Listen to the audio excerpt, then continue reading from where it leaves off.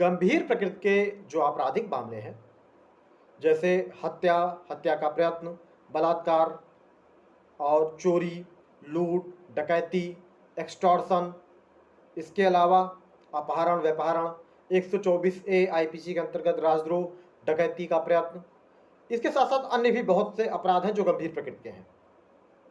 ऐसे अपराधों में किसी अभियुक्त की या आरोपी की तात्कालिक गिरफ्तारी क्यों की जाती है?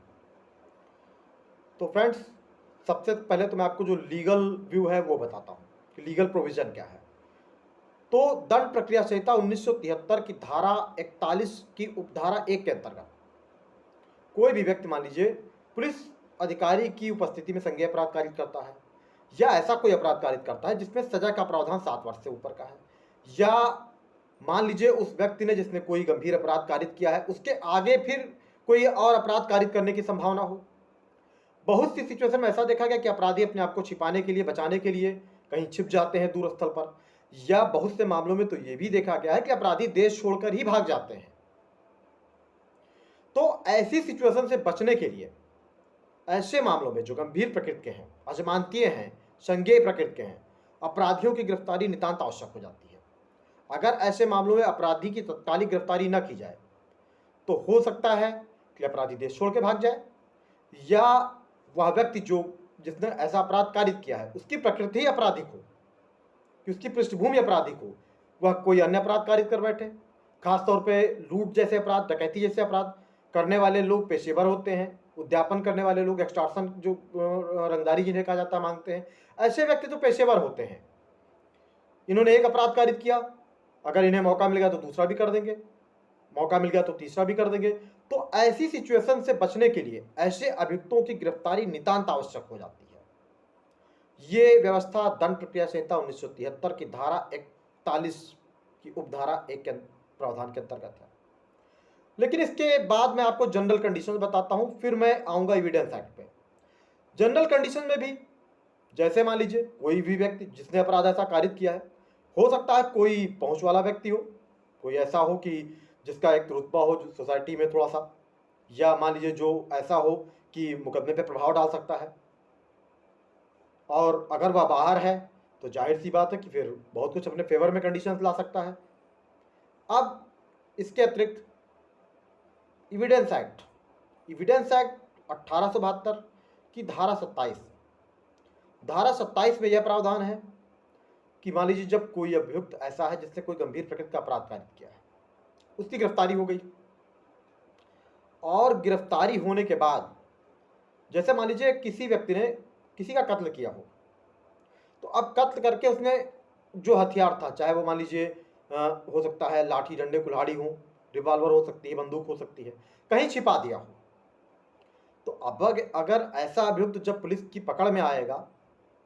तो ही वह रिकवरी हो सकती है, वह बरामदगी हो सकती है जो हथियार उसने उस अपराध में प्रयोग किया था, अपराध के लिए प्रयोग किया था। तो इसीलिए एविडेंस एक्ट की धारा 27 के अंतर्गत जब ऐसा व्यक्ति जो अभियुक्त है, मान लीजिए पुलिस की गिरफ्त में है, तो उससे जानकारियां हासिल करने के लिए उससे पूछताछ की जाती है, और पूछताछ में अगर वह, मान लीजिए, वह व्यक्ति यह बताता है कि हाँ मैंने इस हथियार से कत्ल किया था, या मैंने लूट का पैसा यहाँ रख दिया है, या जो मैंने गाड़ी लूटी थी वो मैंने उनको बेच दिया है, या मैंने जो जेवर लूटे थे या चोरी किए थे उनको वहाँ पर रखा गया है, तो अगर वह चीज़ें, जब वह अपराधी आपकी गिरफ्त में है, पकड़ में है, पुलिस के पास हिरासत में है, तो ही रिकवर की जा सकती हैं। और ये चीज़ जो रिकवरी होती है, ये आगे चलकर अभियोजन को सबसे ज़्यादा लाभदायक होता है मुकदमे के ट्रायल में, क्योंकि सजा दिलाने का आधार ये हो, जो बरामदगी है, जो रिकवरी है, ये बहुत अच्छा आधार होती है,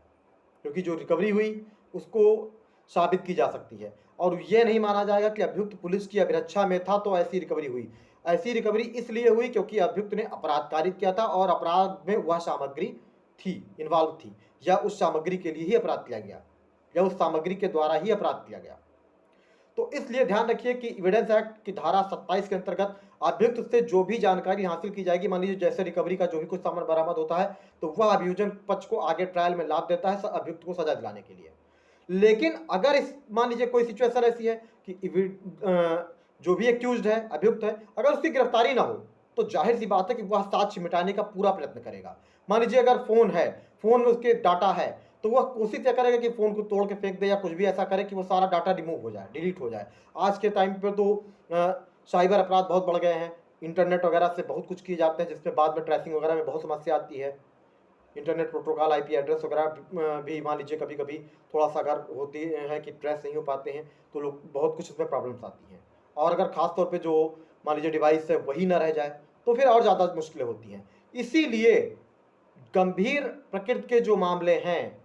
उसमें अभियुक्त की गिरफ्तारी नितांत आवश्यक हो जाती है। सबसे पहले कारण तो यही है कि अभियुक्त हो सकता है अपने प्रभाव का, अगर प्रभावशाली तो उसका प्रभाव का दुरुपयोग करे और साथ-साथ साक्ष्य मिटाने का प्रयत्न करेगा। इसके अलावा जो पीड़ित व्यक्ति है उसको परेशान और कर सकता है, उसके ऊपर प्रभाव डाल सकता है, गवाहों को प्रभावित कर सकता है, साथ-साथ साक्ष्य मिटाने का भी कार्य कर सकता है। हो सकता है इन सब से भी अगर मान लीजिए उसको लगता है कि मामला हल नहीं होता है या उसकी मुश्किलें कम नहीं होगी, तो वो अपने बचाने के लिए हो सकता है देश छोड़ के कहीं चला जाए। तो ऐसी सिचुएशन से बचने के लिए अपराधी व्यक्ति की गिरफ्तारी नितांत आवश्यक है और इसीलिए दंड प्रक्रिया संहिता 1973 की धारा 41 की उपधारा 1 में ये प्रावधान किए गए हैं। तो फ्रेंड्स हमेशा ध्यान रखिए कि कभी भी कोई गंभीर अपराध जब कारित इस तरह का होता है तो अभियुक्त की गिरफ्तारी इसीलिए नितांत आवश्यक होती है कि अभियुक्त ऐसा ना हो कि अपने प्रभाव का या मान लीजिए उसकी प्रवृत्ति आपराधिक है तो अपने प्रभाव का दुरुपयोग करके साक्ष्य मिटाए या कोई आगे दूसरा अपराध करे। तो ऐसी सिचुएशन से बचने के लिए या साक्ष्य मिटाए, तो ऐसी सिचुएशन से बचने के लिए ऐसे अभियुक्तों की गिरफ्तारी की जाती है। तो फ्रेंड्स अगर आपको ऐसे जेन्युइन कंटेंट्स खासतौर पे लीगल आपको पसंद हैं, आपको अच्छी जानकारी चाहिए तो वीडियो को लाइक कीजिए, चैनल को सब्सक्राइब जरूर कीजिए ताकि आपको ऐसे लीगल कंटेंट देखने को मिलते रहें। Thank you.